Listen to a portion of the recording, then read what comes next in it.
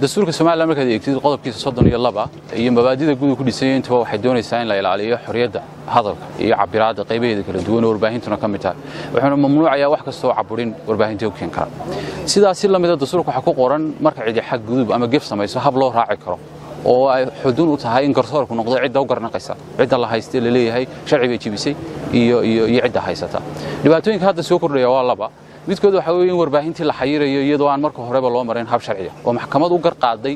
xukuumadda sida dastuurka ku qoran iyo warbaahinta cid daliyay aan jirin ayuun baa lagu waabariisanaya مثلا Star TV la hadda lama sheegin sababta lagu xayiray waraaqna lagama soo gudbin maxkamadina ma sameeynin University TV waxa la leeyahay lagu haystaa khudbad uu sii diin waayay taasoo ah faragelin hab socodkii tafatarnimo ee warbaahinta oo kamid ah waxyaabaha xeerka saxaafadda Soomaaliya mamnuucay in lagu farageliyo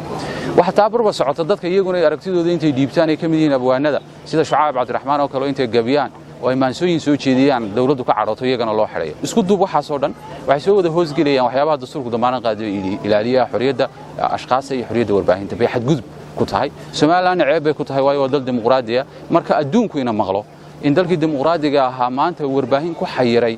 madaxweynihii baa khudbadiisa sii deyn weeyay marka adduunku maqlo dalkii dimuqraadiga ahaa wuxuu inay yar ilmo yar ku xiray gabay iyo geeraar baa tirisay dawladdu ku carootay de sumcadda dalku leeyahay sida loo arkay way xumaanaysa marka cidda sumcaddii wax yeelaysa waxay noqonaysaa xukuumaddii wax yeelaysa dastuurkiina ku xadgudbaysa ummadana laguma baqa gelin karo xarig